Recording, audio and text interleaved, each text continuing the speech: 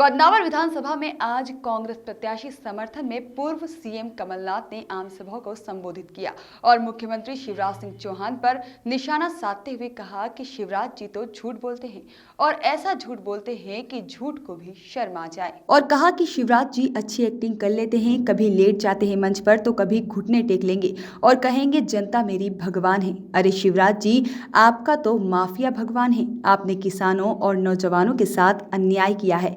यही नौजवान मध्य प्रदेश का भविष्य हैं, यही नौजवान जिसकी दुनिया को ज़रूरत है। और कहा कि हमने किसानों का कर्ज माफ लिस्ट में कर दिया था और दूसरी किश्त चालू थी और शिवराज जी कितना भी झूठ बोले, आखिर में विधानसभा में कहना ही पड़ा कि किसानों का 27 लाख का कर्ज माफ हुआ है।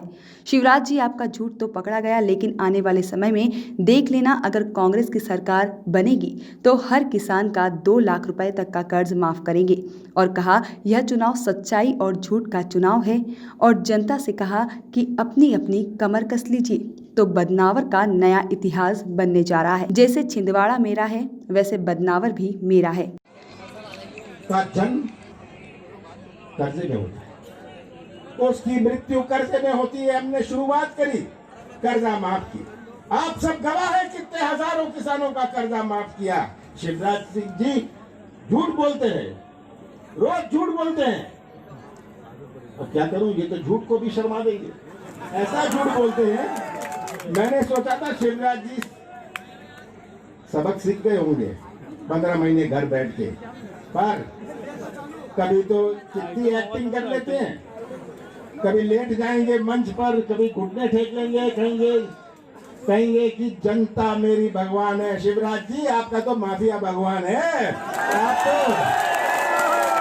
आप तो ऐसी एक्टिंग करते हैं, चले जाइएगा बंबई, शाहरुख खान और सलमान खान से भी शर्म नीचे दिखा देंगे। आप नाम नीचा करिएगा, एक्टिंग कर लीजिएगा जाके। ये भैया नीचे कर यार। 15 साल बाद ये हालात थी कि जितने उद्योग ना लगे उससे ज्यादा बंद हो जाते हैं। हमारे किसान के साथ न्याय नहीं। क्या भाव मिलता था? पिछले साल भी तो भाव मिला, पिछले साल भी भाव मिला। इनके समय में किसानों के साथ अन्याय, और शिवराज सिंह कहेंगे मैं किसान का बेटा हूँ, कहते हैं ना किसान का बेटा हूँ, सबसे ज्यादा आत्महत्या मेरे यहाँ होती है।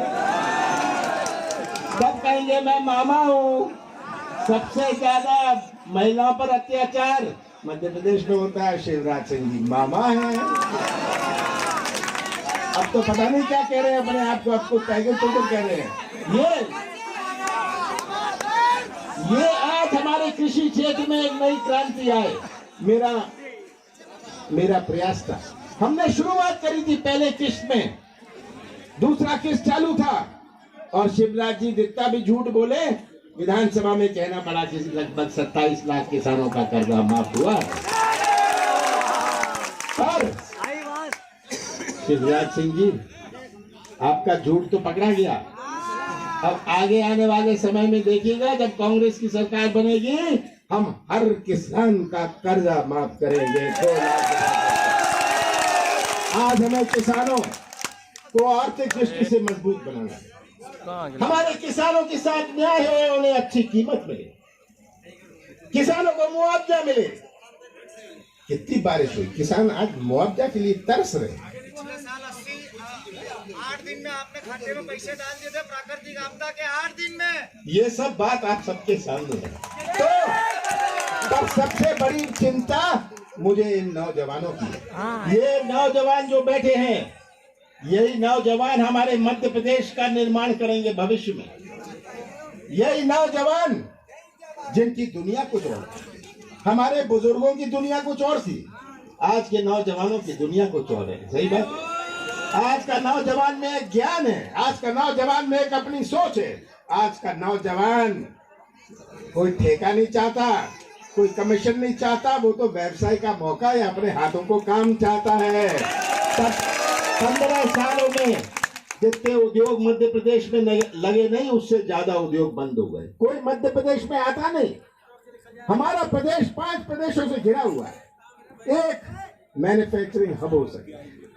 कोई माल बनाए यहाँ उसे तमिलनाडु बेचता है, वो पंजाब में थोड़ी ना लगाएगा, वो तो मध्य प्रदेश में लगाएगा। पर कोई आता नहीं है, कोई आता नहीं है क्योंकि मध्य प्रदेश में विश्वास नहीं। आप भी उसी दुकान में जाते हैं जहां आपको विश्वास हो। कोई मध्य प्रदेश में निवेश लगाने को तैयार नहीं, और जब तक आर्थिक गतिविधि नहीं लगेगी, आर्थिक गतिविधि नहीं बढ़ेगी। एक उद्योग लगता है, 5 लोगों को मौका मिलता है, कोई ट्रक चला लेता है, कोई बस चला लेता है, कोई गाड़ी चला लेता है, कोई मरम्मत का काम कर लेता है। ये आज आर्थिक गतिविधि चौपट। शिवराज सिंह जी को चिंता नहीं थी, वो तो सोचते थे कि जितना मैं गुमराह कर सकूं, झूठ बोल सकूं, जितनी मैं घोषणाएं कर सकूं। 15,000 घोषणाएं कर दी, 15,000 घोषणाएं कर दी। जा जाओ घोषणा कर दो। मैं तो कहता हूं ये नारियल पहले तो जेब में लेके घूमाते, अब तो चुनाव आ गया तो ट्रक में लेके नारियल ले जा रहे हैं। जहां है नारियल को सब कहते थे इसे चुनाव लड़ा दो। टिंकू आया, कहता जी मैंने तो सेवा अभी शुरू करी है, कमल पटेल तो 40 साल से सेवा कर रहा है। तो हमारे मजबूत उम्मीदवार कमल पटेल जी, सभी आदरणीय बुजुर्गों, भाइयों और बहनों, सबसे पहले आप सबका बहुत बहुत धन्यवाद। आप यहाँ आए, आपने कांग्रेस का मान सम्मान बढ़ाया और मुझे बल शक्ति दी, मेरा खून 250 ग्राम बढ़ाया। आप सब आए हैं, अलग अलग क्षेत्र से आए हैं, अलग अलग जातियों के, अलग अलग धर्म के हैं। सही बात है, अलग अलग धर्म के हैं। बाबा साहब अंबेडकर ने हमें संविधान दिया था, और ऐसे देश में संविधान बाबा साहब अंबेडकर को बनाना था जहां विभिन्न जातियां, विभिन्न धर्म, विभिन्न भाषाएं, विभिन्न रस्म, विभिन्न त्योहार, विभिन्न देवी और देवताएं। बाबा साहब अंबेडकर के सामने यह जिम्मेदारी थी कि ऐसा संविधान भारत में बने जो भारत की संस्कृति से जुड़ा हुए, जो कांग्रेस की संस्कृति से जुड़ा हुए, जो संस्कृति जोड़ने की संस्कृति है। हम दिल जोड़ते हैं, संबंध जोड़ते हैं, रिश्ता जोड़ते हैं, सब समाज को जोड़ के रखते हैं। बाबा साहब अंबेडकर ने प्रावधान रखा, सुन लीजिएगा नौजवानों, ये बाबा साहब अंबेडकर ने प्रावधान रखा कि अगर कोई सांसद का निधन हो जाए, कोई विधायक का निधन हो जाए तो उपचुनाव होता है। बाबा साहब अंबेडकर ने ये कभी अपने स्वप्न में नहीं सोचा था कि ऐसा समय आएगा जहाँ कोई विधायक बिक जाए और उपचुनाव सौदेबाजी से करना पड़े, अपने देश में सौदेबाजी की राजनीति आ जाए। ऐसा कोई प्रावधान हमारे संविधान में नहीं था, क्योंकि बाबा साहब अंबेडकर चाहते थे कि अपने देश में स्वच्छ राजनीति, नैतिक राजनीति, कोई सौदा नहीं करेगा, कोई बोली नहीं बोलेगा, और सरकार बनेगी तो वोट से बनेगी, नोट से नहीं बनेगी। कमल सरकार सही बात की तो हर चुनाव तो एक प्रजातंत्र का उत्सव होता है, पर ये कैसा उत्सव है? ये तो सौदेबाजी का उत्सव है। ये सौदा हुआ, बोली और सरकार बना ली। अब तो आपको आगे ये चाहते हैं कि पंचायत के चुनाव में गांव में बोली बोल लेना, सरपंच बन जाएगा। ये अब हालत आने वाली है। ये आज हमारा प्रजातंत्र जो है, हमारा संविधान जो है, इतनी बड़ी संख्या में मैं नौजवानों को बोलता, नौजवानों, ये आपकी रक्षा के लिए है। बुजुर्गों ने तो अपना जीवन काट लिया, पर नौजवानों के सामने तो पूरा जीवन पड़ा है, और आपको इस प्रजातंत्र और इस संविधान की रक्षा करनी है।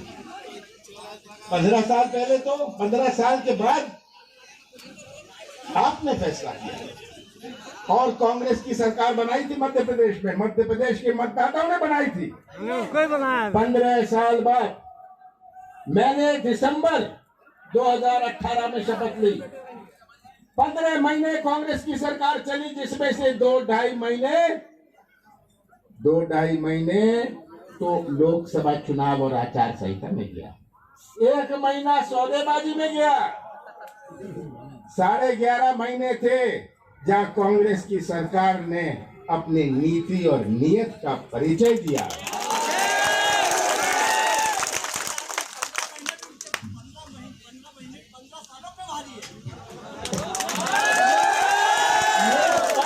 साल बाद शिवराज सिंह जी ने कैसा प्रदेश सौंपा? ऐसा प्रदेश शिवराज सिंह जी ने मुझे सौंपा जहाँ किसानों की आत्महत्या में नंबर 1, बेरोजगारी में नंबर 1, भ्रष्टाचार में नंबर 1, महिलाओं के अत्याचार में नंबर 1, ऐसा प्रदेश मुझे सौंपा। कौन सी चुनौती नहीं थी? कौन सी चुनौती हमारे सामने नहीं थी? जब मैंने पद संभाला, हमारे कृषि क्षेत्र की चुनौती, आज 70% हमारे प्रदेश की अर्थव्यवस्था कृषि क्षेत्र पर निर्भर है। जिसकी किराने की दुकान गांव में है, वो किराने की दुकान तब चलती है, व्यापार तब चलता है जब किसान के जेब में कुछ पैसा हो, नहीं तो वो किराने की दुकान भी नहीं चलेगी। बदनावर का बाजार हो या धार का बाजार हो, ये तभी चलता है जब किसानों के जेब में कुछ पैसा हो। किसानों को जेब में पैसा होता है तो उनके बच्चे को अच्छी पढ़ाई हो जाती है, अच्छी कमीज पहन सकते हैं। पर उनकी जेब में कुछ ना होए तो आगे आने वाली पीढ़ी भी प्रभावित होती है। कैनन न्यूज़ के लिए बदनावर से अर्पित जोशी की रिपोर्ट।